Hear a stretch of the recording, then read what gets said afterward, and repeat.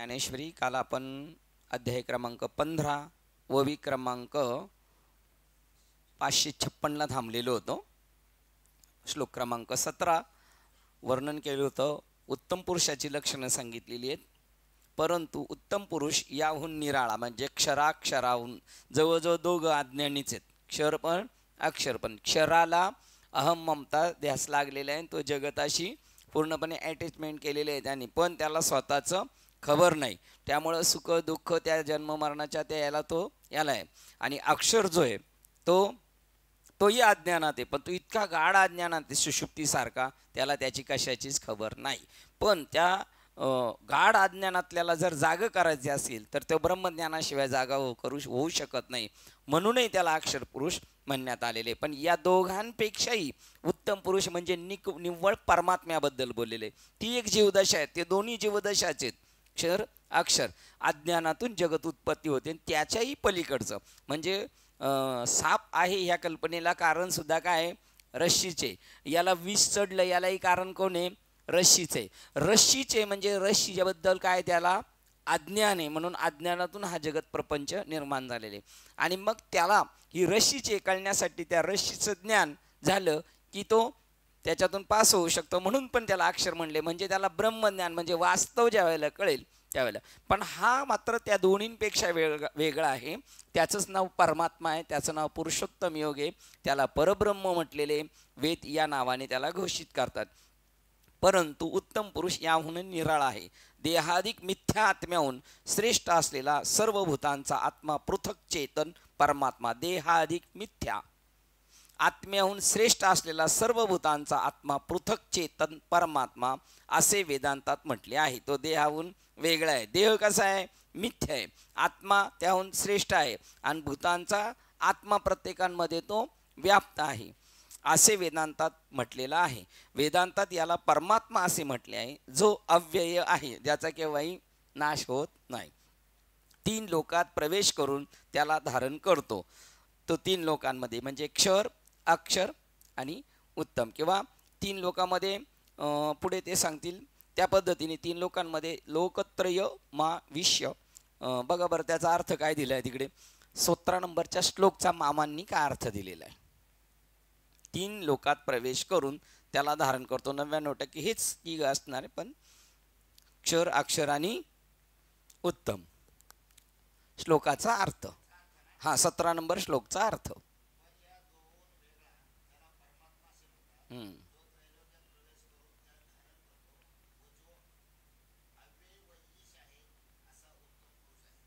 तीन लोकांचा नाही, लोकत्रयम अविन्यश्य. 3 लोकात प्रवेश करून म्हणजे जगामध्ये सगळ्यांमध्ये तो 3 लोकांमध्ये म्हणजे गुणांच्या हिशोबाने धरा किंवा ह्या 3 लोकांमध्ये. त्याप्रमाणे हा उत्तम पुरुष सांगितला. त्याच्यानंतर आता आपण 18व्या श्लोकात शेवटी जाता जाता त्यांनी सांगितलं होतं, तैसा विश्वपणे काही होय विश्वलोपी काही न जाय, तैसा जैसा रात्री दिवस नोहे द्विधा रवी, तैसा काहीची कोणीकडे कासी कायसेनानीही वेची न पडे, जयाचे साकडे जयाशीच. वाक्य होतं तसा तो ज्याप्रमाणे जगाची उत्पत्ती झाली असता त्यांच्यात यत्किंचितही फरक होत नाही, जो काही विशेष होत नाही, व विश्वाचा लय झाला असताही तो कोठे जात नाही. या ज्याप्रमाणे रात्र आणि दिवस ही आली असता सूर्य 2 प्रकारचा होत नाही, तसा तो उत्तम पुरुष कधीही कोणीकडेही कोणाच्यानेही खर्ची कमी पडत नाही. आणि ज्यास उपमा देण्यात तो स्वतःच योग्य आहे, कारण वस्तुतः दुसरा परमार्थिक सत्य पदार्थच नाही. तो कसा आहे तर तो त्याच्यासारखाच आहे, त्याला दुसरा कोणत्याही प्रकारचं उपमा द्यायला कारण नाही. उपमा द्यायला त्याच्या योग्यतेची दुसरी कोणतीही वस्तू नाही परमार्थिक दृष्टीने. असा तो आहे. आपण काल इथपर्यंत आलेलो होतो. आणि तो कसा आहे, जरी सूर्य कसा आहे रात्र असो नाही तर दिवस असो, त्याचं त्याला काही घेणं देणं नाही. तसं हे पण जसे मजस्तवची झाले परी आता हे जाणीत आले, पण त्याला त्याची सुद्धा जाणीव नाही. आठव पण नाही ना आठव पण नाही. त्याप्रमाणे 2-3 उदाहरणं काल की दिली त्यांनी. सोन्याचं दिलेले किंवा अलंकाराच्या रूपाने सोने नाहीसे न होता अलंकाराच्या रूपाने सोनं नास होते का? नाही. म्हणजे प्रत्येक जगत निर्मिती दिसली तरी त्याच्यामध्ये तो आहेच. अज्ञानाला झाकलेली असेच असते आणि असं वाटतं आता देव राहिलेला नाही, आता ही सगळी माणसंच आहेत. हे कोणाला वाटतं? अज्ञानाला. म्हणजे आता जेवढे जे लोकांचं चाललंय देव नाही म्हणतात, मग ते मार्गदर्शक असले तरी ते कशाने काय झाकले गेलेले त्यांच्याकडून, सोनं झाकलेले गेले, ते फक्त अलंकार पाहतात. पण ते जरी म्हटले तरी पण सोनं झाकलेलं जगामध्ये ब्रह्म दिसे उघडे. परमात्मा ओपन, सगळा परमात्मा टोटल आहे. पण ज्यावेळेला आपली दृष्टी जशी आहे त्याप्रमाणे आपल्याला जगत दिसतं. त्याप्रमाणे उत्तम पुरुष आपण स्वतः विश्व न होता जो विश्वाला धारण करतो, आधार व अधिष्ठान असतो. विश्व न होता 52 क्रमांकाची ओळ पहा. का नाना अलंकार दशी सोने न लपत लपाले असे, विश्व न होनिया तैसे विश्व जो धरी. तो विश्व नाही झाला, विश्व न होऊन तो विश्व झालेला आहे. म्हणजे त्यांनी विश्व झाला या कल्पनेला स्पर्श नाही केला, पण आपल्याला समजण्यासाठी तो विश्व झाला. माझेनी विस्तारलेपणाचे नावे हे जगची नव्हे आगवे, जैसे दूध मुराले स्वभावे तरी तेची दे. आता तिथे काय म्हणतात, इथे म्हणतात की विश्व न होऊन तैसे विश्व जो धरी. न होऊन मग नाही झाला का, नाही झाला. रश्शी ही साप कधीच झाली नाही, पण तुम्हाला दिसतोय आहे की नाही. आणि तिकडे काय सांगितलं, माझेनी विस्तारलेपणाची नावे हे जग न आगवे, काय मीच येतो, पण तुम्हाला का दिसत नाही. जैसे दूध मुराले स्वभावे तरी तेची दही. हा, आता ते दुधाचं रूपांतर दयात झालेले, पण त्याचं अधिष्ठान काय आहे, दयाचं अधिष्ठान दूध आहे. त्याप्रमाणे हे असो जलतरंगा नाही सिनाने पण जेविगा, तेवी सत्ता स्वयंप्रकाश जगा आपणची जो. जलतरंगाला सीन नाही. 53 क्रमांकाची ओळे ते म्हणतात पहा, अरे विरेशा असो पाणी लाटा यात काही वेगळेपणा आहे का. त्याप्रमाणे जग ही अन्वय दृष्टीने परमात्मा स्वरूपाहून वेगळे नाही. आता असा आपला भाव आहे का, प्रयत्नवादी आहोत आपण, आपली धरसोड होती नाही असं म्हणणं नाही. आपल्याला कळालेलं आहे, आपण एखाद्या विषयी समजा क्लेशाने जरी बोललो तरी विवेकावर जेव्हा येतो थोड्या वेळाने, त्यावेळेला असं वाटतं काय नाही सगळं तेच आहे, उगाच कशाला डोक्याला ताप. मग त्यावेळेला बोललं ते तो प्रसंग तसा ते वधवून घेतो. पण ते विवेक असण्याची का. जलतरंगा हे असो जलतरंगा नाही सिनाने पण जेवी. पहा बरं, तो वेगळे आहे का. सिनाने पण म्हणजे काय, सिनाने पणला 4 वेगळेपणा दिसता पाठभेद. हा, म्हणजे दिसणेपणा जरी वेगळा दिसला, लाट वेगळी दिसली तरी वेगळी आहे का. तुम्ही आपण जरी शरीराने वेगळे दिसलो तरी आपण ईश्वरापासून वेगळे आहोत का, नाही. पण आपला तसा पूर्ण 100% भाव आहे का, नाही. पण करण्याचा आपला प्रयत्न आहे. त्याच्यासाठी म्हणतात मग आपल्याला काय करायला पाहिजे, आता बुद्धीचा काय करायला पाहिजे, निश्चय करायला पाहिजे. आपल्या संकोचे विनाशा आपणची रूपे विरेशा, का जळी चंद्र हन जैसा समग्र जो. आपलिया 5 नंबर काय सांगतात, असतास. परत 6 नंबर सांगतात उदयास. त्याच्या उदयामध्ये आणि आस्थामध्ये तो जरी झाला तरी त्याचा नाश होतोय का, त्याचा उदय आणि आस्थामध्ये त्याचा नाश का, तो आहे तसाच आहे. म्हणून तो जसा आहे तसाच आहे. तसा हा उत्तम पुरुष आहे तसाच आहे. जरी तुम्हाला वाटलं आहे आणि तुम्हाला असं वाटलं नाही. जसं आपल्या शरीराची हालचाल झाली तर आपण जिवंत आहे असं, आणि शरीराची हालचाल नाही झाली मग आपण मेलो असं आहे का, असं समजतात. पण असं आहे का. उदाहरण दुसरं, असं नाही तर कसं आहे आपण म्हणणार, कारण कन्फ्यूज होणार. आपल्या शरीराची हालचाल झाली तर आपण जिवंत आहे, हालचाल नाही झाली तर. हां बघा किती परफेक्ट उत्तर दिलं. त्याप्रमाणे उदाहरण, आता हे उदाहरण यांना पटलं, आता आपल्याला अजून सोपं झालं. पण याच्या उपर ज्ञानेश्वर महाराज काय उत्तर देतात, एक उदाहरण देतात की झाडाचा पाला हलला तर वारा आहे, आणि झाडाचा पाला नाही हलला म्हणजे वारा नाही. असं आहे का, नाही. तो आहेच. तसं तुम्ही आपण दिसलो तरी आहे आणि नाही दिसलो तरी. आणि असं पुरुषोत्तमाचं स्वरूप आहे, तो दिसला तरी आहे, नाही दिसला तरी. कारण तो या दोन्हीहून काय वेगळा आहे. दिसणं आणि न दिसणं हे सापेक्ष भाव आहे, त्याच्याही पेक्षा तो वेगळा आहे. श्लोक क्रमांक आपण हे वाचत असताना शेवटचे 2-3 ओळी वाचल्या होत्या. तसा काहीच न होऊन बघा, त्याप्रमाणे शेवटच्या 2 ओळी वाचून आपण जाऊ. तसा तो उत्तम पुरुष कधीही कोणीकडेही कोणाच्यानी खर्ची कमी पडत नाही, म्हणजे त्याची झीज होत नाही. आणि ज्या उपमा देण्याला तो स्वतःच योग्य आहे. याची उपमा कशी, पूर्वीचे महाराज जे होते जुने जाणते महाराज, समजा दोन मैत्रिणी झाल्या आणि त्यांच्या नेहमी चर्चा होती, पण एकीने दुसरीचा मालक पाहिलेला नाही. त्यावेळेला ती त्याचं वर्णन करते, माझा मालक असा आहे, माझा मालक तसा आहे, एवढं सगळं सांगितलं. मग मैत्रीण त्या तिथे असणाऱ्या पुरुषांकडे हात करून दाखवते, तसा आहे का, तसा आहे का. ती म्हणली नाही, कारण त्याची बरोबरी होऊ शकत नाही. मग कसा आहे माझा मालक, तर माझ्या मालकासारखाच माझा मालक आहे. त्याची कोणतीही उपमा देता नाही. जर म्हणलं तो त्याच्यासारखा आहे म्हणजे काय झालं मग, हां, तर तो त्याच्यासारखा तसा दुसरा कोणी नाही. त्यामुळे ते म्हणतात त्याला वस्तुतः दुसरा पारमार्थिक सत्य पदार्थच नाही उपमा देण्यासाठी. कारण आपण इथपर्यंत आलो होतो. आता श्लोक क्रमांक 18 वाजते, पुढील विषयाकडे पाहूया. ज्या अर्थी मी क्षर संज्ञक पुरुषाहून निराळा आहे आणि अक्षर संज्ञक पुरुषाहूनही उत्तम आहे, त्या अर्थी लोकात व वेदात मी पुरुषोत्तम म्हणून प्रसिद्ध आहे. भगवान वाच्य ते का म्हणतात, मी याच्याहीपेक्षा वेगळं आहे आणि त्याच्याहीपेक्षा वेगळं आहे म्हणून मी उत्तम आहे. आणि उत्तम असल्यामुळे, पण दोघांमध्ये तिकडं कोण आहे, क्षराच्याही पाठीमागं आडनाव काय आहे, अक्षराच्याही पाठीमागं आडनाव काय आहे, पुरुष. मग त्याच्याहीपेक्षा तसाही नाही तर मग मी पुरुषोत्तम, मी उत्तम पुरुष आहे, असे वेद आणि लोकांमध्ये म्हणणं आहे. अरे धनंजया, आपणच आपल्याला प्रकाशित करतो, म्हणजे जो स्वयंप्रकाश आहे फार काय सांगावे, ज्याला दुसरे नाही, म्हणजे द्वैत संबंध असा मुळीच नाही. कोण कोणाला प्रकाशित करतो. काल एक मुलगा आला होता अनुग्रह घ्यायला, 8च वर्ष 8वीतला होता. त्याला नामाचा अर्थ सांगितला, पहिल्याचं दुसऱ्याचं वर्णन करायला लागलो. म्हणतो म्हणजे आपणच आपली पूजा करायची. बरोबर, 8वीतलं पोरग निरागस पोरग होतं, पण हुशारले होतं, असं होतं. आणि परिस्थिती जर पाहिली तर बाकीचं बॅकग्राऊंड एकदम म्हणजे विचार करू शकत, चिखलात जसं कमळ तशा पद्धतीचं. आणि त्या ठिकाणीच ते कमळ खुलून दिसतं, ते बगीचेत नाही खुलून दिसणार, तिथंच ते शोभलं जातं. ते म्हणतात, अरे धनंजय, आपणच आपल्याला प्रकाशितो, म्हणजे जो स्वयंप्रकाश आहे फार काय सांगावे.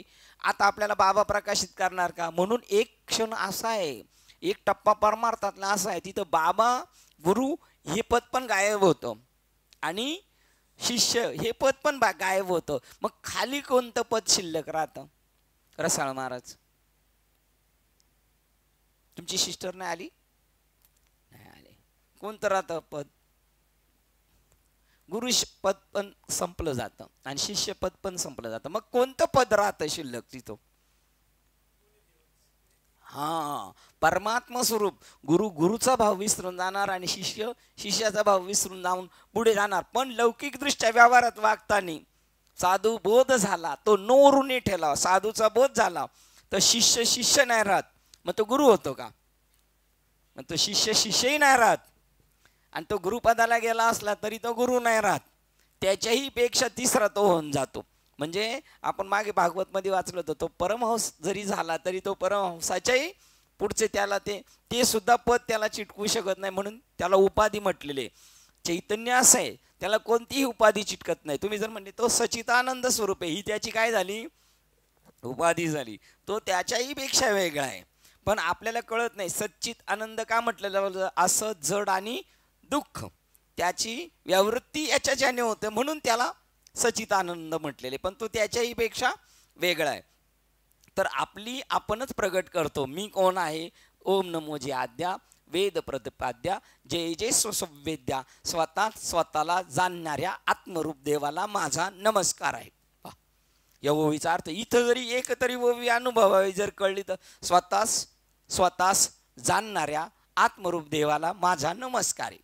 आता जो माझा म्हणतोय तो कोण आहे, स्वतःच जाणणाऱ्या आत्मदेवाला माझा नमस्कार आहे. आत्मदेवाला नमस्कार आहे, पण नमस्कार कोणी केलेला आहे, आत्मदेवानीच नमस्कार केलेला. बघ किती खूप आहे, म्हणजे शिव होऊन शिवाला भजायचं असतं. म्हणून मग ते म्हणतात राम म्हणता, म्हणजे यथार्थ रामाचा जर अर्थ कळाला तर रामच होई जे, आणि पदी बैसोनी पदवी घ्यायची, अशा स्वरूपाला आहे. आपणच आपल्याला प्रकाशित करतो, दुसरा प्रकाशित करू शकत नाही.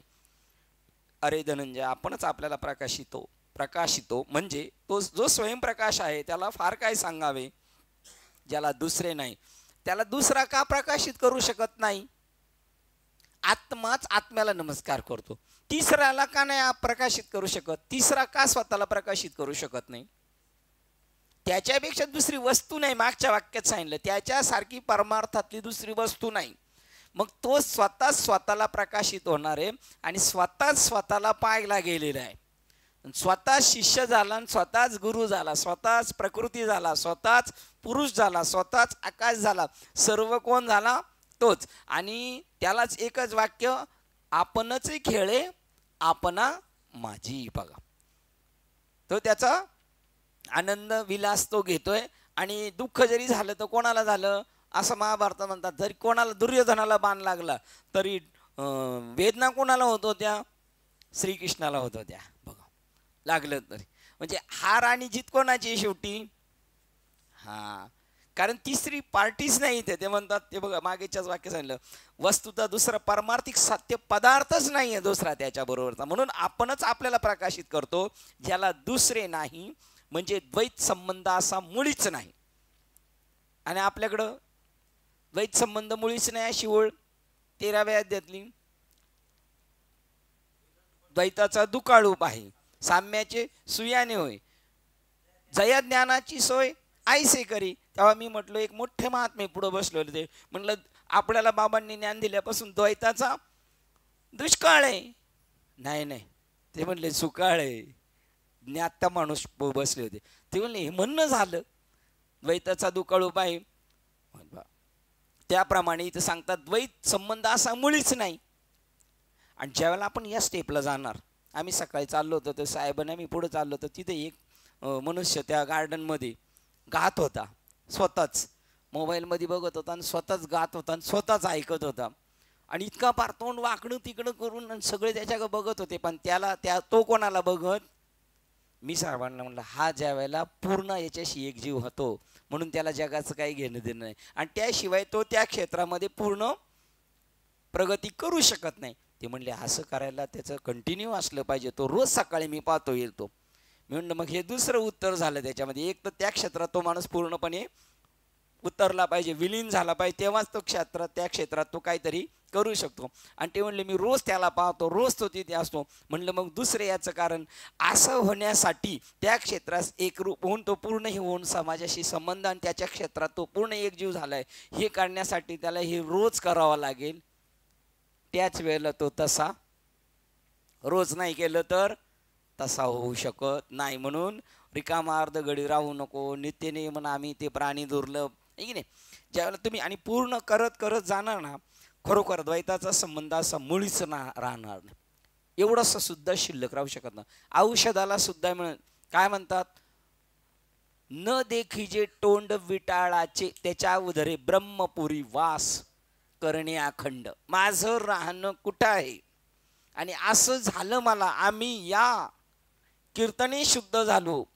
न देखीजे तोंड विटाळाचे, म्हणजे विटाळलेली माणसं आहेत आणि त्यांची तोंड बघत नाही का? यांना विटाळलेलाच दिसत नाही, विटाळलेलाच दिसत नाही. त्याचं ध्रुवपद आहे अखंड सोवळे. आता हे सोवळे झाले किंवा नाही त्या विटाळ, अखंड सोवळे. उपाधी वेगळे जाणीवेच्या, या उपाधी वेगळे जाणीवेच्या, मग नाही त्या विटाळ अखंड सोवळे. बघा, आणि अखंड असे सोवळे अखंड झाले. काय होतं? आता हे सोवळे झाले, आता हे आपल्यासाठी झाले पाहिजेत. काय? आता हे सोवळे. आता आपले सोवळे म्हणजे आज कीर्तन आहे, उद्या लग्न आहे आणि परवा बारस आहे, एवढे. नंतर मग आपलं परत घाण्याला झोपलेल्या बैलासारखं आहे का? घाण्याला बैलाला झोपले तो सुद्धा त्यांनी त्यावेळेला काय समजलं पाहिजे? आता हे सोहळे झाले. त्रिभुवन तुम्ही स्वयंपाक करताना, आपण गाडी चालवताना, काम करताना काय समजलं पाहिजे? आता हे सोहळे झाले त्रिभुवन. आणि मला काही दुसरं वेगळं दिसतच नाही, द्वैत मुळीच नाही. ते माझे निरुपाधिक स्वरूप आहे. उपाधीत राहून उपाधी वेगळे, तुम्ही निर्विकार. आणि क्षर व अक्षर या दोन पुरुषांहून मी पलीकडचा श्रेष्ठ आहे, म्हणून मला वेद आणि सर्व लोक हे पुरुषोत्तम असे म्हणतात. या सगळ्यांमधला उत्तम पुरुष. श्लोक क्रमांक 19 वाचतो. हे अर्जुना, जो समोहरहित असलेला पुरुष वर सांगितल्याप्रमाणे पुरुषोत्तम अशा मला जाणतो. वर समोहित असणारा म्हणजे सगळं समोहरहित 36 तत्वाच्या प्रपंचात असूनही त्याच्यापासून तो वेगळा आहे. तुम्ही याच्यापेक्षा नाही कटकट साहोय. त्याच्या अगोदर काय? निसंग तुम्हासी एकट राहणे. हा, आता आपलं कसं राहणे? एकटे राहणे. निसंग तुम्हासी एकटे राहणे. आता माऊलींचे काका काय नाव त्यांचं? हा, हे नाही, माऊलीचे काका नाही, ज्ञानेश्वर माऊलीचे ते मामा आहेत. हा केंदूर पावळचे. ते प्रपंचात होते, नातवंडात होते, तरी सुद्धा ते कसे होते? कानो पाठक. निसंग तुम्हासी.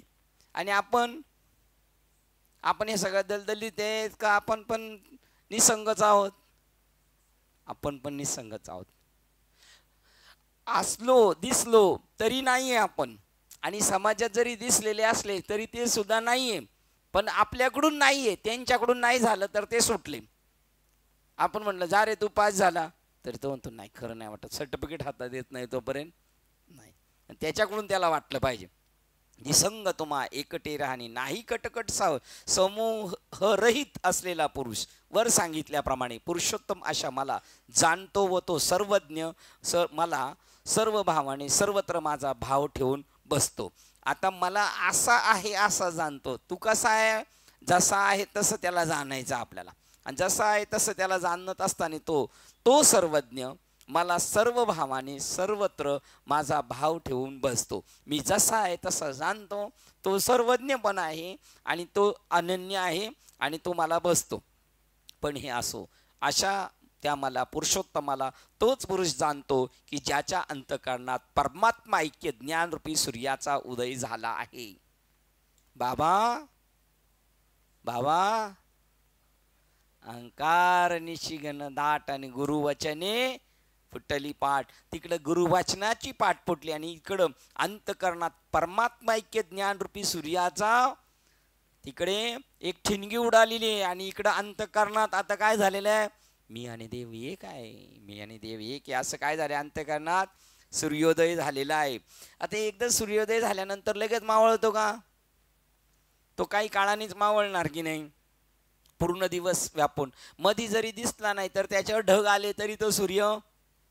आपण जरी प्रपंचिक गोष्टीमध्ये व्याप्त असतो, त्याच्यामध्ये एकजीव झालेले, आणि जरी दिसलो आपण प्रापंचिक आहोत तरी सूर्य झाकलेला दिसला तरी सूर्य आहेच. आणि आलेले ढग म्हणजे आलेले प्रसंग हे काही वेळाने ढळणार आहे, पण सूर्य मात्र आहे तसा अंतःकरणात परमात्मा. आणि एकदा तो तिकडे जाणार, आणि एकदा सूर्य उगवला का तो अस्ताला जाणार आहे की नाही?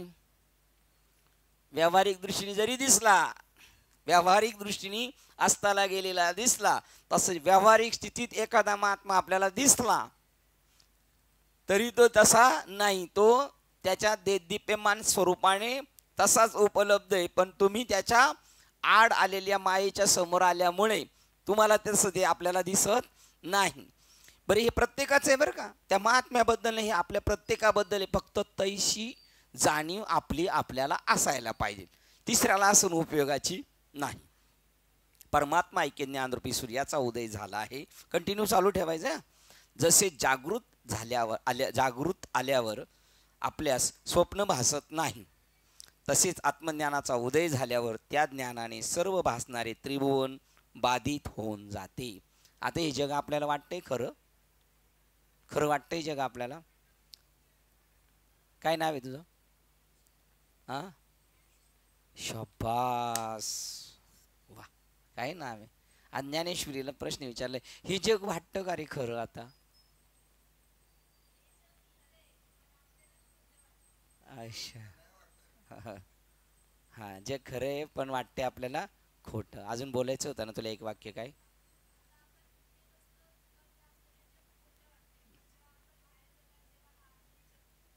काय टेन्शन घ्यायचं नाही. हिचं वाक्य सांगतो. ही म्हणली आपण इथे बसलो प्रवचन कीर्तनात का आपल्याला हे जे खोटं वाटतं, पण बाहेर गेल्यावर खरं वाटतं. आपण काही टेन्शन घ्यायचे. आपले जे सिनियर आहेत ना त्यांचं पण तसंच आहे. फक्त त्यांचं त्यांना माहिती आहे, आपल्याला माहीत नाही. पण हे त्यांचं तसंच आहे. म्हणलं आपण म्हणायचं आपण त्यांच्या वर्गात आहे, ते शहाणे आपल्याला समजतात, यांना काहीच कळत नाही. आणि आपण पण त्याच वर्गात आहे, पण आपल्याला असं कळालं नाही एवढं त्यांना नाही कळालं. ते हे जे कळालं ना की आपल्याला इथंच वाटतं, नंतर नाही वाटत. त्यामुळं आपण त्यांना ओव्हरटेक करून जाऊ शकतो. ओव्हरटेक म्हणजे त्यांना मागे पाडायचे म्हणून नाही, पण आपुली आपण भावा ही एवढी जाणीव होणं सोपी नाही. ही जाणीव होणं एवढं आहे की नाही. आणि एवढी जाणीव करून देतो ना तो अंतःकरणात आपण जेवढं अनन्य भावाने असू त्यावेळेला. याला दोन गोष्टी आहेत. एक मालिका पण आपल्याला प्रसन्न असायला पाहिजे ना, आपण सुद्धा तिला. तसेच लोहचुंबकामध्ये लोखंडाला नाचवण्याची ताकद आहे, पण लोखंड त्याच्या काय झालं पाहिजे रेंजमध्ये आलं की नाचू शकतं. आपण बाबाच्या रेंजमध्ये गेलो तर बाबा नाचवते. जरी आत्ताच्या बाबाची विचार नसला आपल्याला नाचवायचं आणि त्यांना एकट्यालाच नाचायचं असलं तरी सुद्धा ते मूळ जे ते नाचवणार आपल्याला. म्हणून आपल्याला सांगितलं परत, मूळ सिंचने शाखा पल्लव संतोषती. जसे जागृत झाल्यावर आपल्या स्वप्न भासत नाही, आठवायचं म्हटलं तरी आठवत नाही, तसं आता हे आपण म्हणलोय हे प्रामाणिकपणाचं म्हणणे आपलं. पण आपल्याला समजा एखाद्या फटका बसला ना, आपण आता मृत्यू पावतोय असं कळालं, आपण मरणार आहे असं समजा, एखाद्याने आपल्याला मारलं ना, आता एक काही क्षणानेच आपण मरणार आहे असं कळलं आपल्याला, तर त्यावेळेला आपल्याला असं वाटणार का मी मरणार आहे का मी आत्मा आहे असं वाटेल? मी आत्मा आहे असंच वाटणार. हे मी मरणारा नाही आता जरी दिसलं तरी. त्यावेळेला तो हसणार त्यावेळेला, कारण त्याच्या डोक्यात काय फिट झालेले, मी अमर असा आत्मा आहे ना. आत्मा कधी जन्माला येत नाही आणि मरत नाही. जागृत झाल्यावर स्वप्न भासत नाही, तसे आत्मज्ञानाचा उदय झाल्यावर त्या ज्ञानाने सर्व भासणारे त्रिभुवन बाधित होऊन जाते. नाश पावलं, नाश नाही पावलं, बाधित झालं. बाधित झालेलं मधने बाबा एक उदाहरण देतात. काय देतात सांगा बरं, तुम्ही एक सांगा. हा, सासर आणि माहेर. मग माहेर गायब झालं का, संपलं का, नाश पावलं का, पण त्याच्यावरची आसक्ती काय झाली, बाधित झाली. आता ते आहे पण माझं नाही, आहे ते पण माझं नाही, माझं आता वेगळे. तसं इकडे सुद्धा त्याचं बाधित होऊन जाते. किंवा माळ हाती घेतली म्हणजे तिचे प्रत्यक्ष ज्ञानाने तिच्यावर भासलेला सर्प भ्रमाचा व भयाचा भास नाहीसा होतो. त्याप्रमाणे माझी आत्मतत्वाने प्रत्यक्ष स्वरूप ज्ञान झाल्याने जगाचा मिथ्या भास नाहीसा होतो, म्हणजे बाधित होतो. मिथ्याभासाने तो फसत नाही. तुम्ही म्हणणार मग अशी बाबा लोकांना शहाणे म्हणले. हा, ते शहाणे म्हणून शहाणे म्हणले. त्यांना काय म्हणलं तर शहाणेच म्हणलं तर, हा, तर ते शहाणेच आहेत म्हणून त्यांना शहाणे म्हणले. तुम्ही म्हणले डबल म्हणले, त्यांना कळलंच पाहिजे ते शहाणे आहेत म्हणून, हे कळलं पाहिजे. आणि आपण लोकांना कसे करतोय, शहाणे करून सोडतोय असं कळवण्यासाठी. आणि आपल्याला पण ही परीक्षा करता आली पाहिजे. कारण ते म्हणतात जर आपल्याला दूध घ्यायला गेलो आणि त्यांनी फसून ताक दिलं आपल्याला, त्यावेळेला आपण नाही घेतलं, पण घरी जेवताना जरी आपल्याला कळत नसेल तर म्हणजे किती मंदाड बुद्धीचे आपण असणार. जेवताना तरी कळालं पाहिजे की नाही आपल्याला. आता इकडं जेवण म्हणजे काय, म्हणजे अनुभवाला गेलो तर कळायला पाहिजे ना आपल्याला. अनुभूतीला आल्यानंतर काही हे जे चाललेले हे आंबट आहे, काय ताक, आणि दुधातला कोणता भाग दिलाय आपल्याला त्यांनी, असार भाग दिलेला आहे. कोणी, गवळ्या शहाण्या गवळ्यांनी. आणि आपल्याकडून पैसे कसे जे घेतलेले आहेत, मग त्यांना आपण किती शब्बासकी देणार, त्यांच्या मागे आपण असं लोंढा घोळणार है की नाही. एवढं तर कळलंच पाहिजे, दूधही पांढरी आणि ताकही पांढरे, पण जेवणारे, आता जेवणारे किती असतील बरं लोक, हे एवढे जेवढे पंक्तीला बसलेले याच्यातले किती जेवणारे.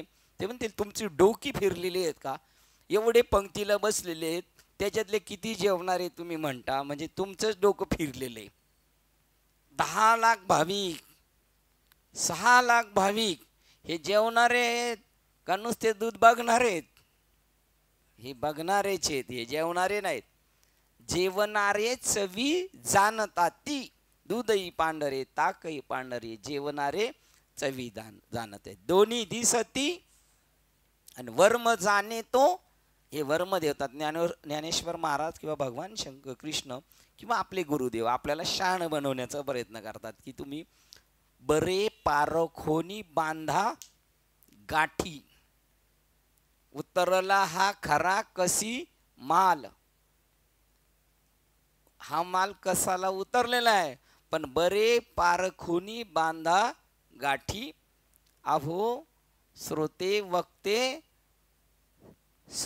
चतुर्विनोदी सकळ जन, करा नामरूपी अनुसंधान, ठेवा नामरूपी अनुसंधान, असा एक अभंग आहे. बरे पारखोनी बांधा गाठी. स्वप्न भासत नाही, तसे आत्मज्ञानाचा उदय झाल्यावर त्या ज्ञानाने सर्व भासणारे त्रिभुवन बाधित होऊन जाते.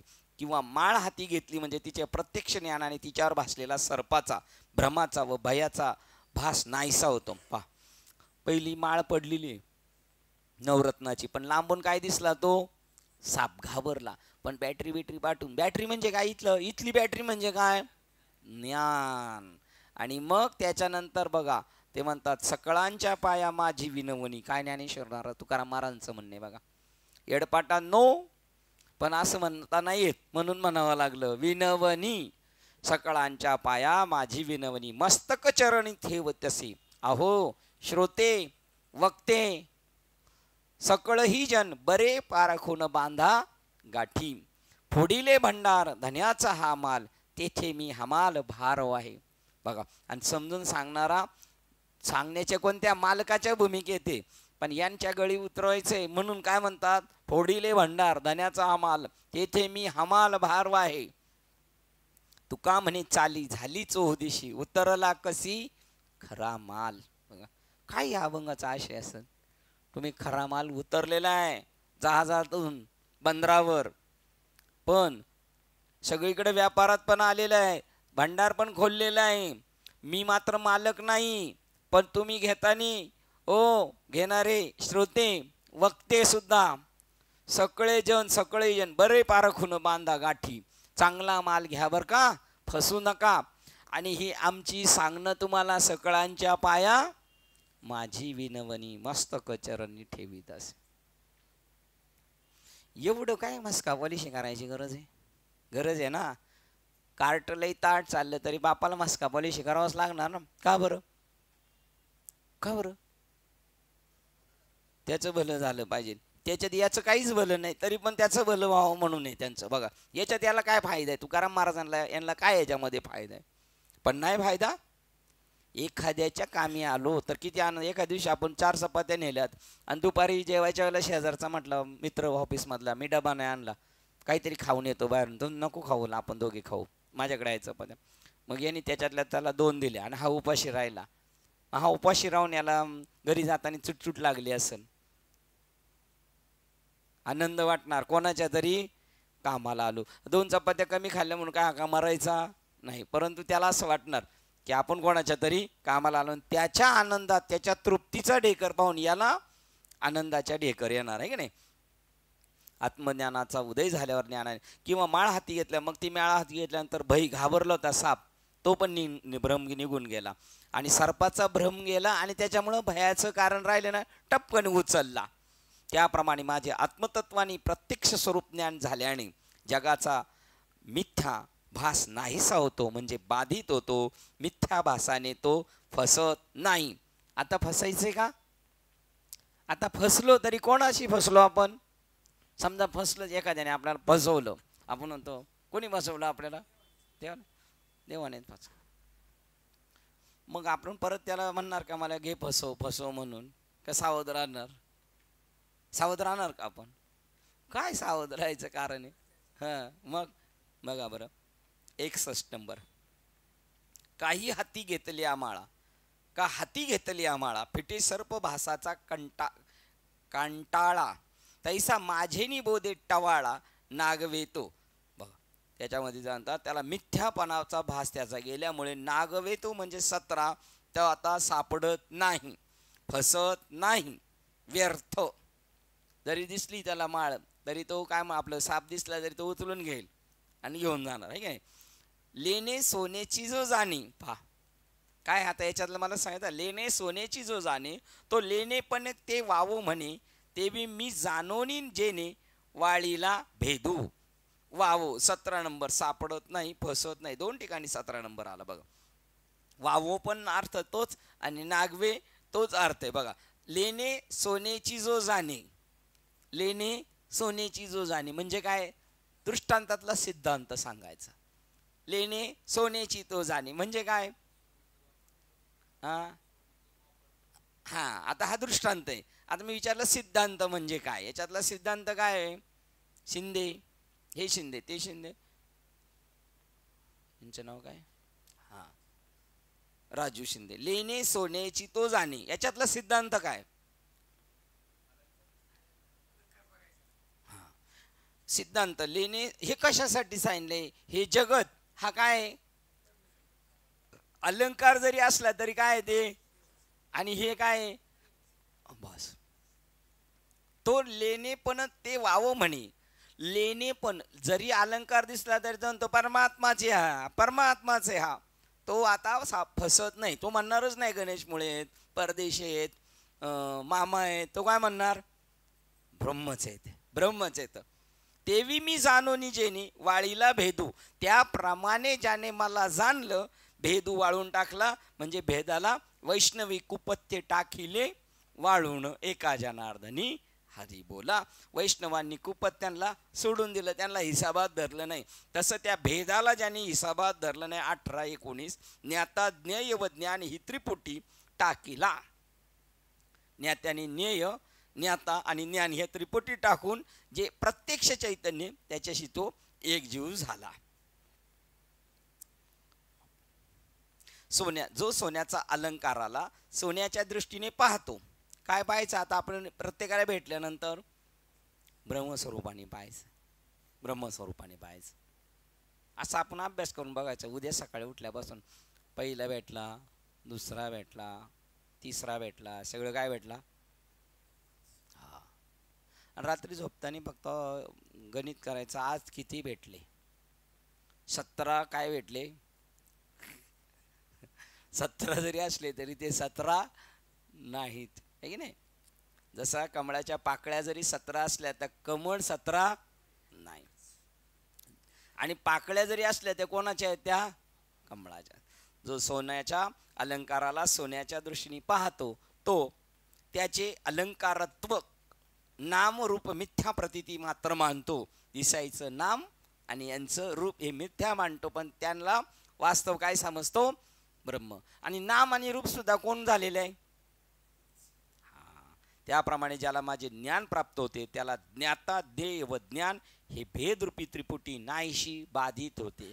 मग मी ज्ञाता, मला बाबांनी दिले ज्ञान, आणि काय मला प्राप्त करून घ्यायचंय ज्ञेय, बस संपला. आता ज्ञाता ज्ञेय होय निजांग आईशी ज्याची प्रतिज्ञा, ज्ञाताच ज्ञेय होय निजांगाने, आपल्या अंतरांगाने तो मी परमात्मा आहे असा होऊन जातो.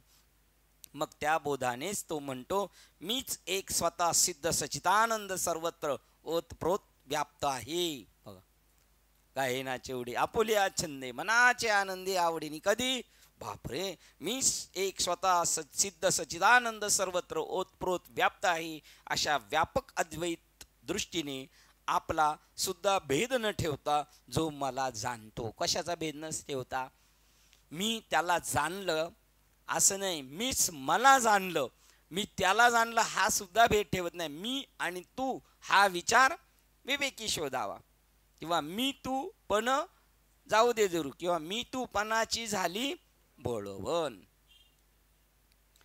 म्हणून आपला सुद्धा भेद न ठेवता जो मला जाणतो त्यानेच सर्व जाणले हे म्हणणे देखील थोडकेच. कारण त्याला सर्वत्र ब्रह्मभावात्मक अनुभूती लाभल्यामुळे सर्व शब्द वाच्य द्वैत असे उरलेच नाही, त्याने जाणले हे वाक्य सुद्धा राहिलं नाही शिल्लक. शब्द वाचक सुद्धा शब्द वाच्य द्वैत असे त्याने ते जाणले असं शब्दशः म्हणायला सुद्धा जागा शिल्लक राहिलेली नाही. 64 तेनेची सर्व जाणीतले हेही म्हणणे थेकुले, हे छोटं झालं, त्याने जाणलं पूर्ण, हे म्हणणं कसं झालं, छोटं झालं. ते तया सर्व उरले द्वैत नाही.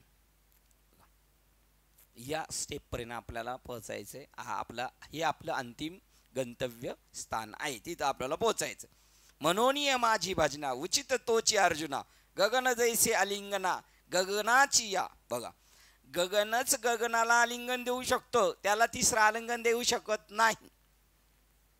त्याप्रमाणे उचित तोची अर्जुना मनोनी माझी या भजना, माझ्या भजनाला कोण आहे अनुकूल, उचित कोण आहे, हे बाकीचे जेवढे भजने ते नाही. ही भजने यांना जास्त आपण बोललो ना, हे लय हुशार, हे लय हुशार, त्यांना असं खरंच वाटतं काय. आता लहान मुलग बोबडं बोललं का, माझं बोबडे किती छान बोलतोय, माझं बोबडे किती छान, ते डोक्यावर बसायला लागलो, काय करायचं त्याला, काय करा पाहिजे, वरून आपटून टाकलं पाहिजे त्याला, नाही होणार तसं आपटलं त्याचा हातमाया मोडल्यावर परत डॉक्टर कोणला घेऊन जायला लागेल, सगळं शियानं सुद्याचं आपल्याच काढावं लागेल. किती सर्किट बुद्धीचे असतील. आपल्याला जरी बाबा म्हणले ना लय शहाणा लय शहाणा, तर आपण नाही समजायचं लय शहाणा आहे, असं आहे.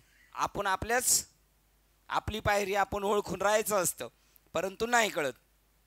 काय करणार आता, काय म्हटलं, कुठून गेलो आपण. म्हणून तो माझे भजन करण्यास योग्य अधिकारी होय. ती उंची आपल्याला वाढवायची. आणि खरोखर कधी कधी आपण खरेच आहोत, आपण मास्टर आहोत, पण कधी कधी काय करतो, चांगला ड्रायव्हर आहे ते लगेच काहीतरी नखरे करायला जातं, इकडे बघा आणि ठोकतो गाडी. मग चांगलेपणा म्हणून आहेत ना, मोठी माणसं आहेत ना, कधीच नाही. तुम्हाला मी आता जेवढ्यांबरोबर राहिलो ते कधीच नाही म्हणले तुम्ही मास्टर आहेत. त्यांना माहिती आहे मास्टर म्हणल्यावर हा गाडी ठोकणार, असं नाही म्हणणार. ते कौतुक नाही करणार, पण दूषण पण नाही देणार. उलट एखाद्या वेळेला म्हणतील, अजून महाराज तुमचा अभ्यास कमी, तुम्हाला जर अभ्यास करायची गरज आहे, तुम्ही एवढं जरी करीत वाचले तरी असं समजू नका हे कीर्तनापुरतं प्रवचनापुरतं भांडवल नाही. म्हणजे काय, हे कीर्तनासाठी प्रवचनासाठी नाही, हा अभ्यास कशासाठी आहे, स्वतःला ब्रह्म आहोत हे कळून घेण्यासाठी अभ्यास आहे. कीर्तन ही एक साधनाच आहे, कीर्तन ही सुद्धा काय एक साधनाच आहे. म्हणून अर्जुना तोच माझे भजन करण्यास योग्य अधिकारी होय. येथे अभेद निश्चयाचे नाव भजन असे आहे. कंसात सांगितलं अभेद निश्चयाचे नाव माझे भजन करणे आहे, कशातही भेद न पाणे. 65 ते म्हणतात ज्याप्रमाणे आकाशाला आलिंगन देण्यास आकाशच योग्य आहे, दुसरं का नाही बरं. आकाशाला आलिंगन द्यायला आकाशच योग्य, दुसरं का नाही बरं योग्य. सिनेलकर मामा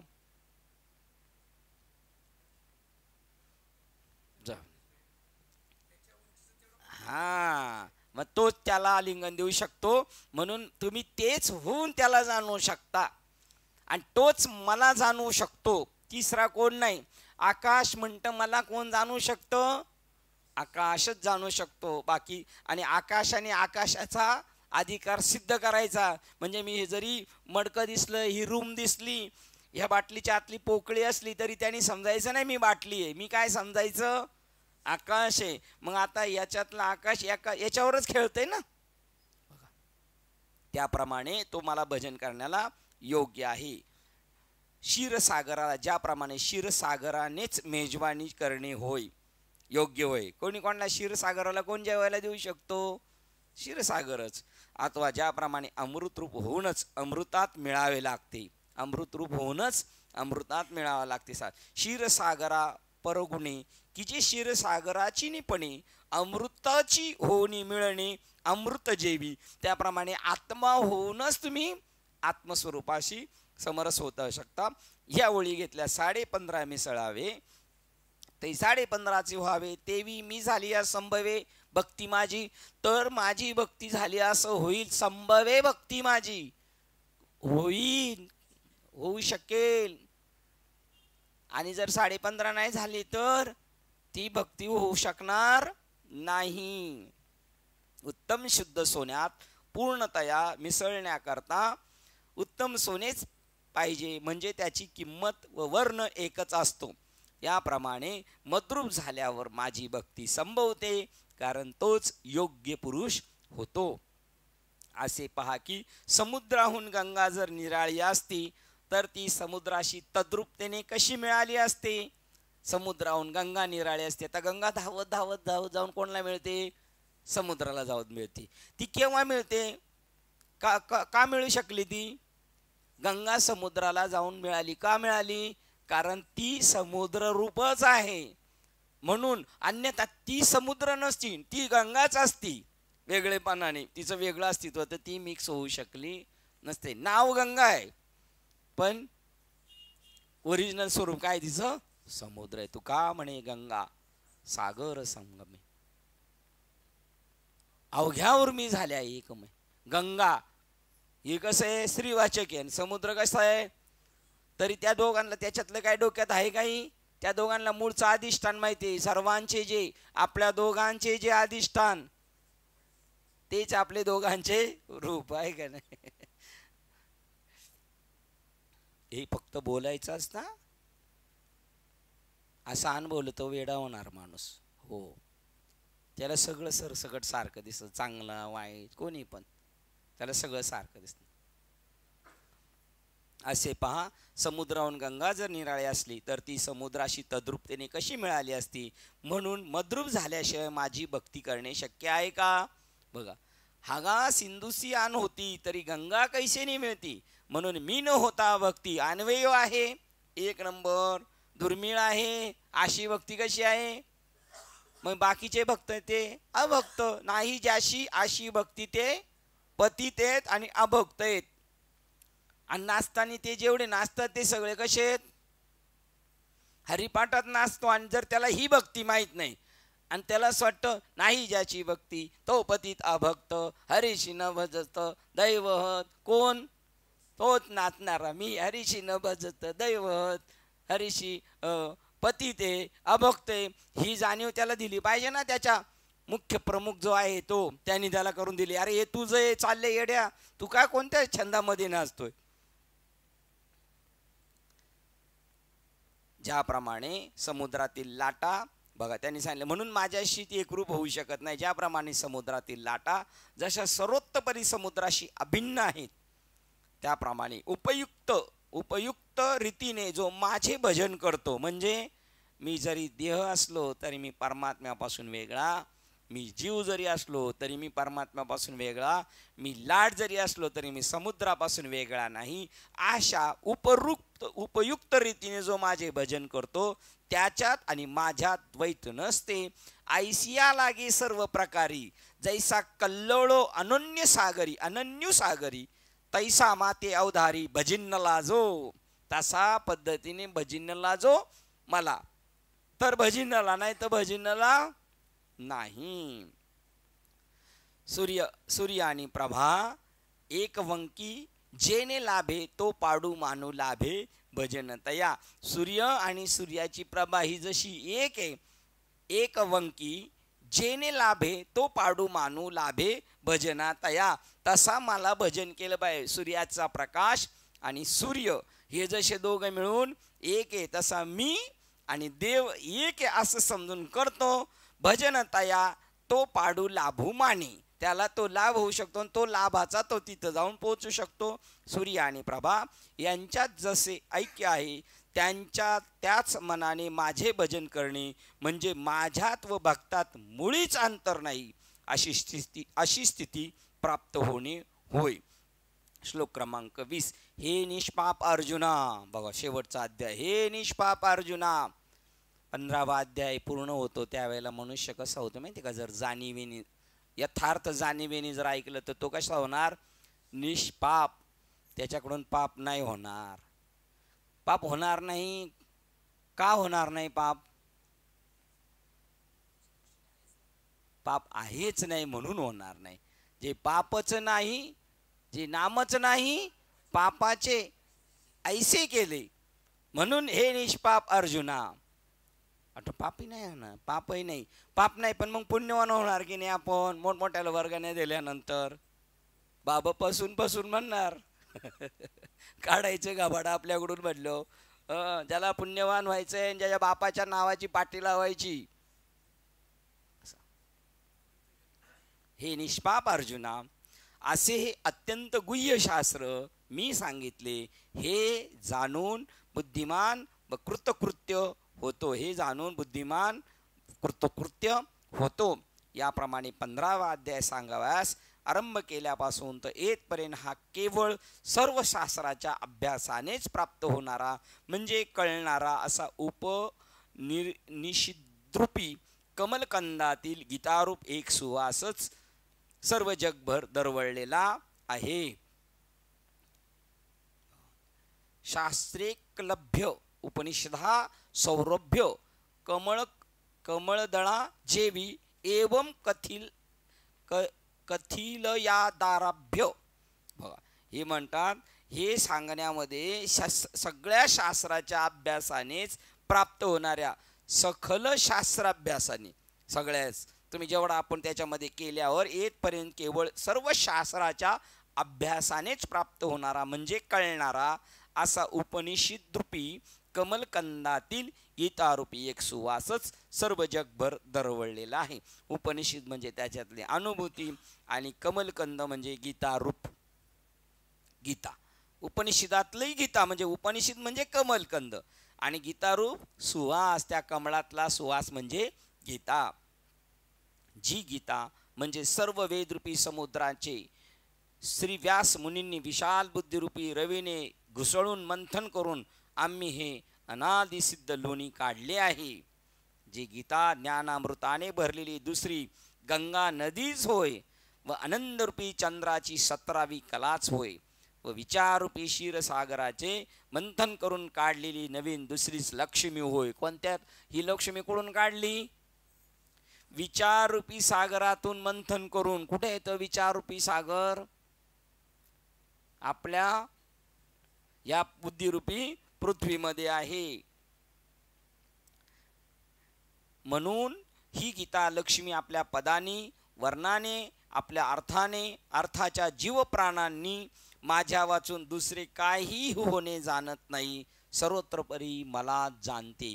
ही मला सोडून दुसरं काही बोलत नाही. म्हणून ही गीता लक्ष्मी आपल्या पदाने, वर्णांनी किंवा आपल्या अर्थाच्या जीवा प्राणांनी माझ्या वाचून दुसरे काही होणे जाणत नाही, सर्वोत्तपरी मला जाणते.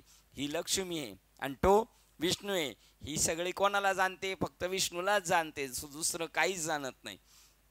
हिच्या समोर क्षरपणाने क्षरपुरुष व अक्षरपणाने अक्षरपुरुष गीतेने आपणास वर्णावे म्हणून तिच्या समोर प्राप्त झाले असता त्यांचे पुरुषत्व गीतारूप लक्ष्मीला पटले नाही, कारण ते दोन्ही कार्यकारणात्मक उपाधिनियुक्त आहेत, सविशेष आहेत. म्हणून त्यांना एके बाजूला सारून तिने आपले पदे, वर्णे व अर्थ स्वरूप सर्वस्व पुरुषोत्तम असा जो मी त्या मला अर्पण केले. म्हणजे जसं स्वयंवर चालताना हा वर ड्रॉप केला, तो ड्रॉप केला, नंतर तिसऱ्याला जाऊन वर माला घातली, तसं ह्या गीतेने आपल्याला वरावं म्हणून अजून 2 पुरुष समोर आले होते, पण त्यांना बाजूला केलेला आहे. कारण हा निरुपाधिक म्हणजे निर्विशेष सामान्य असल्यामुळे परमार्थिक सत्य आहे. बघा, हा सामान्य आहे उत्तम पुरुष, म्हणून त्याला ती निवरलेले आहे. आणि ते जे आहे ना, ते विशेष व्हायला गेले, वेगळेपणा करायला गेले, त्याच्याशी एक जीव नाही. म्हणून हल्ली तू जी गीता ऐकलीस तिने मलाच अनन्य वरल्यामुळे जगतात भगवंताशी एकनिष्ठ राहणारी नूतन लक्ष्मी पतिव्रता आहे असे तिने नाव मिळवलेले आहे. ही कोण आहे? देवाची पतिव्रता. ही देवाशिवाय दुसरं काही जाणत नाही. खरोखरी गीता म्हणजे नुसतं शब्दाने बोलून वर्णन करण्याजोगे शब्द पांडित्यांचे शास्त्र नव्हे, तर गीता ही संसाराला जिंकण्याचे एक शस्त्रच आहे. शिवाय गीतेची अक्षरे ही नित्य उपलब्धी स्वरूप आत्मभाव प्रगट करणारे मंत्रच होय. आपण वाचा बरं, पारायण करा. आता आपल्याला प्रत्येक वेळेला आहे ना, आत्म्याचं स्पर्श करून जाणार ते शब्द, आत्म्याला टच करून जाणार ते. आपल्या आत्मस्वरूपाला टच करून जाणार ते. त्यावेळेला आपल्या अंगावर काटा येऊ शकतो, आपण स्मित हसू शकतो, अंतरंगात सुद्धा आपल्या एक वेगळा असं भरून येऊ शकतं. अर्जुना, तुझ्या पुढे ही जी गीता वर सांगितली तो प्रकार कसा झाला म्हणशील तर माझ्या जवळील धनाचा गुप्त ठेवा जणू आज तू बाहेर काढला आहेस. हे तुमच्याकडं होतं देवा, पण अर्जुना तुझ्या निमित्ताने हे तू बाहेर काढलेलं आहेस. ज्याप्रमाणे गौतम मुनींनी तपश्चर्या करून शंकराच्या जटेतून गुप्त असलेली गंगा बाहेर काढली, त्याप्रमाणे चैतन्य शंभू जो मी त्या माझ्या अंतकरणरूपी जटेतून गीतारूपी गुप्त असलेली ज्ञानगंगा 30 मुखावाटे शब्दाद्वारे 30 म्हणजे 30 मुखावाटेने त्या गोष्टीस मुखावाटे शब्दात्मक प्रवाहाच्या रूपाने बाहेर अवतरविणारा श्रद्धा भांडार अर्थात श्रद्धावानासा तूही गौतम झाला म्हणावयाचे. म्हणजे तू इकडं गौतम आहे, तिकडे गौतमाने काय केली, गंगा आणली, याने ज्ञान गंगा आणली, ती शंकराच्या डोक्यात होती, तसा मी माझ्या डोक्यात असणारी गीतारूपी गंगा. जसा आरसा आपल्या चांगुलपणामुळे आपल्या समोरील वस्तूचे आपल्यात प्रतिबिंब घेत असतो, तसा हे धनंजया बा आरसा चांगुलपणाने त्या स्वतः चकाचक असल्यामुळे तो दुसऱ्याला आपल्यात सामावून घेतो. जसा आरसा आपल्या चांगुलपणामुळे आपल्या समोरील वस्तूचे आपल्यात प्रतिबिंब घेत असतो, तसा हे धनंजया निर्मळपणाने आत्मस्वरूप पाहण्यास तू आम्हाला एक आरसाच झाला आहेस. बघा, बाबाला हे सांगतात, बाबाच्या पुढं जो चेला आहे ना तो बाबासाठी काय आहे, निर्मळ आरसा आहे. त्या आरशामध्ये बाबा आपल्याला स्वतःला पाहत असतो. ज्याप्रमाणे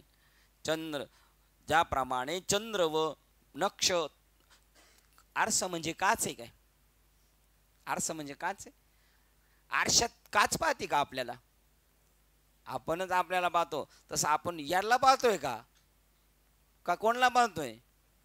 मुळे काकांना पाहतोय का मी आता? मग कोणला पाहतोय?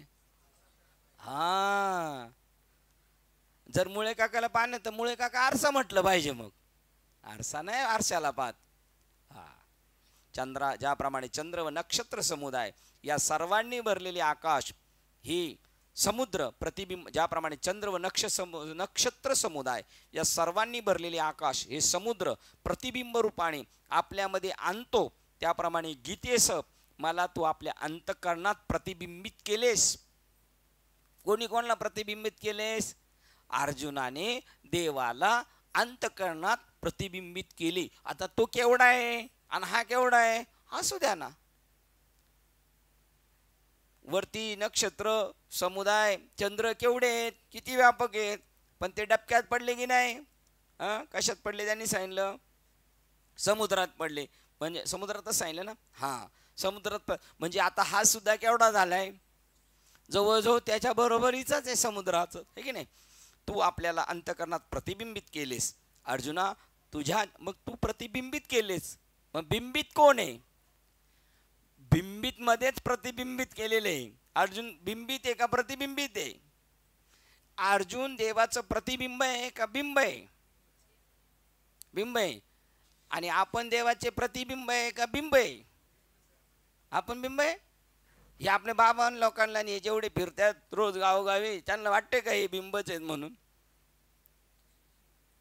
हा, यांना बंब वाटत असेल आपण पाणी गरम करायचं, आहे का नाही? असे शहाणे आहेत आपल्याला शिकवायला. शहाणे ऐकत बी असतात आणि गालात खुद खुद असतंय गालात. अर्जुना, तुझ्या चित्तात त्रिविध तापरूपी मळ आपण होऊन सोडून गेल्यामुळे, आपण स्वतः सोडवायचे म्हणलं जातील काही त्रिविध ताप, ते आपण होऊन म्हणले पाहिजे. आता महाराज आम्ही जातो बरं का, फार काय सांगावे अर्जुना. चित्तास त्रिविध तापरूपी मळ आपण होऊन सोडून गेल्यामुळे, अर्जुना तुझ्या चित्तास त्रिविध तापरूपी मळ आपण होऊन सोडून गेल्यामुळे तू गीतेसह माझ्या राहण्याचे ठिकाण झाला आहेस. कोण कुठं राहायला आलं? ज्या सुखाकारणे. बघा, तू गीतेसह माझे राहण्याचे ठिकाण झाला आहेस. म्हणजे मी गीतेत राहतो आणि आता मी आणि गीता कुठं राहायला येणार आहे? तुझ्या घरी. मग आता आपल्या घरच्यांना कुठं पाठवायचं? ती आपले घरचे पण कोण झाले आता? फार काय सांगावे. गीता ही केवळ माझी ज्ञानवल्ली आहे व ही जी गीता तिला जो समग्र तात्पर्य निर्णयपूर्वक जाणतो तो या संसार मोहापासून मुक्त होतो बा. पूर्ण सगळ्या अँगलने जो जाणेल तो हा मुक्त होणार. हे पंडुसुता, ज्याप्रमाणे अमृतरूपी नदीचे पाणी प्याल्यावर ती रोग नाहीसा करून योग्य असे आमरण देऊन टाकते. बघा, अमृत पिलं तर तो काय होतो? अमर होऊन जातो. त्याप्रमाणे गीता पूर्णपणे जाणली असता, हे वाक्य महत्वाचे. कशी जाणली असता? अर्ध जाणून पळाला तर नाही, पूर्णपणे जाणली असता. त्याप्रमाणे गीता पूर्णपणे जाणली असता मोहाचा नाश होतो. त्यात आश्चर्य ते काय? मोह जायला त्यात आश्चर्य काय? परंतु या गीतेमुळे आत्मज्ञानाच्या प्राप्तीने आत्मस्वरूपाशी ऐक्य रूपाने मिळता येते. आत्मस्वरूपाच्या प्राप्तीने आत्मस्वरूपाशी मिळता येते. जे आत्मतत्व प्राप्त झाले असता आजवरच्या प्रयत्नांचे सार्थक झाले, म्हणून ते कर्म आपोआपच निष्कर्म होते. पहा, आत्तापर्यंत जेवढं धगधग केली, पळालो, धावपळ केली, त्याचं काय झालं? सार्थक झालं. आणि आत्ता जे कर्म केले ती सगळी कर्म कशी झाली? जया आत्मज्ञानाच्या ठाई कर्म आपुलिया जीविता पाही होऊन या उतराई तया जाय. ते आपोआप नैष्पर्य होते. अर्थात कर्म आपल्याला ज्ञानाची प्राप्ती करून देऊ उतराई होऊन लय पावते. त्या कर्माकडून आपल्याला काय घ्यायचं होतं? समजा मला यांच्याकडून काहीतरी घ्यायचे आणि मग यांच्याकडून मी सगळं घेतलं, मला जे घ्यायचं, आणि हे नील झाले, म्हणजे हे कसे झाले? निष्कर्म झाले. आता यांना काय द्यायचं नाही. तशी आपण जी चांगली कर्म काही केली असतील त्या कर्मांनी प्रभूची आपली भेट घालून दिली. म्हणून आता केलेल्या सत्कर्माकडून आता काही घ्यायचं शिल्लक नाही. तुम्ही नील झाले, तुम्ही जाऊ शकता. तुम्हाला कशासाठी? मी तुमची कर्म करत होतो चांगली, याची भेट व्हा म्हणून. आता यांची भेट घेतली, आता तुम्ही माझ्या याच्यातून ऋणातून उतराई झाले. आणि जोपर्यंत उतराई होत नाही तोपर्यंत तो हक्काने म्हणतो मी देवा तुला भेटेल, मी चांगली कर्म केली, सर्व सुकृताचे फळ मी प्राप्तच करून घेईन, क्षेम मी देईल पांडुरंग, आम्ही तुला भेटल्याशिवाय आता जाणारच नाही, कारण मी अशी कर्म केलेली आहे, त्या कर्माचं फळ घेतल्याशिवाय. आणि जर त्या देवाची त्या कर्माने फळ भेट करून दिली, कर्माला सांगितलं तुझं काम झालं, तू आता जाऊ शकतोस. हे वीर विलासा अर्जुना, ज्याप्रमाणे हरवलेला जिन्नस दाखवून दिल्यानंतर मग त्या जिन्नसेचा माग नाहीसा होतो, त्याप्रमाणे कर्मरूपी देवळाचा ज्ञानरूपी कळस हाच शेवट म्हणून चढतो. बघा, मग देवळाचा ज्ञानरूपी कळस हाच म्हणून शेवट चढतो. कर्मरूपी देवळाला शेवटचा कळस काय आहे? म्हणजे कळस झाल्याशिवाय बघा मंदिराची पूर्तता नाही. जसा ज्ञान भेटल्याशिवाय तुम्ही केलेल्या कर्माची सांगता परिपूर्णता होत नाही. म्हणजे ज्ञान हा काय? प्रत्येक मंदिराचा कळस म्हणजे काय? ज्ञान आहे. बाकीचे दगड बिगड, एवढं मोठं मंदिर बांधलं, एवढं आणि कळस नाही, म्हणजे एवढं काम केलं बाबा. म्हणजे अर्जुन नामदेवाचा कळस कधी झाला मंदिराचा? मुक्ताबाईने त्यांची मस्ती जिरवल्यानंतर मग त्या मंदिराचा कळस पूर्ण. म्हणून ज्ञान प्राप्त झालेल्या पुरुषास अज्ञान व तत्कार्य कर्तव्य बुद्धी नसल्यामुळे कोणतेही कर्तव्य राहत नाही. कर्तव्य करणे संपते. याप्रमाणे अनाथाचा सखा जो श्रीकृष्ण भगवान तो बोलला. असे जे श्रीकृष्ण वदनातील उपदेश रूपी अमृत पार्थाच्या मनात भरून ठसून वर सांडत होते. असे जे श्रीकृष्ण वदनातील अमृत उपदेश रूपी अमृत पार्थाच्या मनात भरून ठसून वर सांडत होते. मनात भरून परत ठसून उरलेलं सांडत होते, ते आपल्याला भेटले. ते श्री व्यासांच्या कृपेने संजयास प्राप्त झाले. ते बोधरूपी अमृत धृतराष्ट्र राजास पिण्याकरता संजय देत असता त्याच्या योग्यतेचे महत्व आहे असे त्याला वाटत नाही. पण त्या धृतराष्ट्रात जीविताचा अंत समय अवघड झाला नाही. संजय पित होता उरलेलं सांडलेलं ते, आणि ते परत धृतराष्ट्राला देत होता. तेव्हा संजयला वाटत होतं धृतराष्ट्राला काय उपयोग व्हायचा नाही. पण अंतकाळ समयी तो बोध कोणाला फलद्रूप झाला? धृतराष्ट्राला सुद्धा झाला. मग घाईघाईमध्ये दिला तरी फायदा होईलच काहीतरी थोडाफार, आहे की नाही? सहज विचार करून पाहिले तर गीता ग्रंथ श्रवण करते वेळी तो धृतराष्ट्र आत्मज्ञान श्रवणास अधिकारी आहे असे वाटायला लावणारा होता, अनाधिकारी आहे म्हणून. पण खरे तरी पण शेवटी देहांत समयी तोच पूर्वी श्रवण केलेला बोध उपदेशाचा प्रकाश त्याला चांगलाच उपयोगास आला. म्हणजे सत्श्रवण हे वाया जात नाही असे ह्या प्रसंगी सूचित होते. द्राक्षाच्या वेलास पाण्याच्या ऐवजी पोषक म्हणून दूध घातले त्यावेळी ते ज्याप्रमाणे व्यर्थ गेलेसे वाटते, परंतु तेच परिपाक होऊन त्या वेलास फळाभार आल्यावर द्राक्षाची घोस आले, म्हणजे पूर्वी वाया गेल्यासारखे वाटलेले दूध दुप्पट फायद्याचे झाले असेच अनुभवास येते. म्हणजे द्राक्षाला पूर्वी लोक दूध घालत होते खत घालायच्या ऐवजी, आणि त्याला वाटायचं दूध उघड टाकलं त्या मुळीला, पण फळ खाल्ल्यानंतर कळायचं अरे ते इकडचं दूध कुठे गेलं, तिकडे द्राक्षात गेलेले. त्याप्रमाणे संजयाने ते रुईच्या पानात निघतं ते हे नाही बरं का. त्याप्रमाणे संजयाने श्रीहरीच्या मुखातील अक्षरे अति आदराने धृतराष्ट्रात सांगितली. त्या अक्षराच्या श्रवणामुळे काही कालाने मरणसमयी तो आंधळाही सुखी झाला. तीच अक्षरे मी ओबडधोबड मराठी भाषेतील रचनेने व माझ्या ज्ञान सामर्थ्याप्रमाणे मला समजली न समजली त्याप्रमाणे सांगितली आहे. भावकांचा नम्रता किती ज्ञानोबरांची.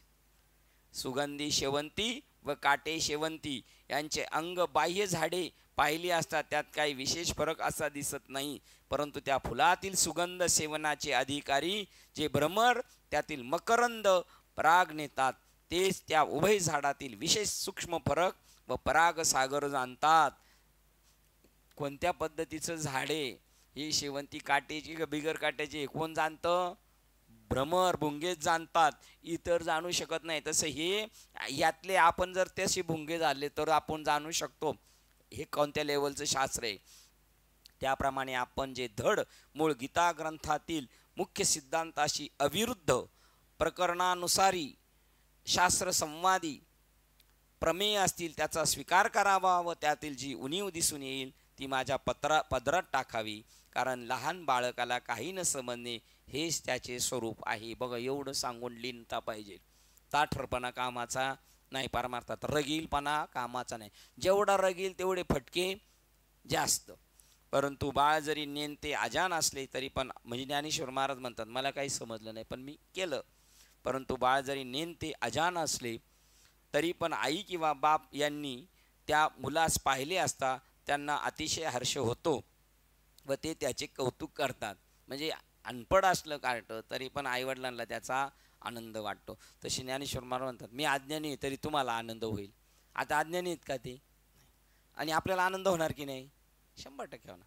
आपण आईबाप नाही पण तरी पण आपल्याला आनंद होणार, कारण आपलं स्वरूप आपल्याला अनुभवाला कारण ते ठरले. त्याप्रमाणे तुम्ही संत माझे आईबाप आहात. अंत येऊ तुमची प्राप्ती भेट झाल्यामुळे मी ते तुमच्या पुढे कौतुकाने लढिवाळपणाने बोलतो वागतो. लढिवाळपणा म्हणजे हा ग्रंथ आहे असे आपण समजा. माझा लढिवाळपणा म्हणजे काय? हा ग्रंथ आहे असं समजा. श्री ज्ञानेश्वर महाराज म्हणतात आता विश्वात्मक असे हे माझे श्री सद्गुरू निवृत्तीनाथ, ते ही माझी वाङ्मयीन पूजा ऐकोत स्वीकारोत. बघा आपले गुरुजी कसे आहेत ते म्हणतात ज्ञानेश्वर महाराज माझे गुरुजी कसे आहेत? विश्वात्मक आहे, तेवढे दिसतात तेवढे नाहीत, आणि त्यांनी ही माझी पूजा स्वीकारावी आणि मी त्यांना ती समर्पण करतो. 599 ग्रंथराज ज्ञानेश्वरी अध्याय क्रमांक 15 पुरुषोत्तम योग इथे पूर्ण झाला. आपण इथे थांबूया. उद्या आपण 16वा अध्याय पाहूया. शिवजयंती म्हणल्यावर का गप्प बसायचं, आपण ज्याला यायचं तो येणार, थोडा धावपळत आहे की नाही. असो, आणि परवा 2 दिवस सुट्टी राहणार, 2-3 दिवस तिथून पुढे सुट्टी आहे. मदने बाबांचं कीर्तन आहे, त्याच्यानंतर 2 दिवस परत सुट्टी आहे. असो, ग्रंथराज ज्ञानेश्वरी अध्याय क्रमांक 15 यांना आज आपण निरोप देतोय. झालेली सेवा हृदय सद्गुरू सच्चिदानंद श्रीपाद बाबा रामदास बाबा अधिष्ठान परमात्मा श्री ज्ञानेश्वरी संत मालिका तसेच तुम्हा संत वृंदाच्या चरणावर सेवा समर्पित करून सेवेला इथे पूर्णविराम देत आहे. पुंडली कवरदेव हरी विठ्ठल श्री ज्ञानदेव तुकाराम पंढरीनाथ भगवान की जय. माऊली ज्ञानेश्वर महाराज, जगद्गुरु संत तुकाराम महाराज की जय. शांती ब्रह्म एकनाथ सचितानंद श्रीपाद भगवान की जय, सचितानंद रामदास भगवान की जय। अवधूत चिंतनम श्री गुरुदेव दत्त गोपाल कृष्ण भगवान। बोलो रे भाई सब संतन की जय। गणपती बाप्पा आता विश्वात्मके देवे, येणे वाग्यज्ञ तोषावे, तोषो निमज द्यावे पसाय दाने। जे खळांची व्यंकटी सांडो, तया सत्कर्मी रती वाढो। भूता परस्परे जडो, मैत्र जीवांचे दुरितांचे तिमिर जाओ। विश्व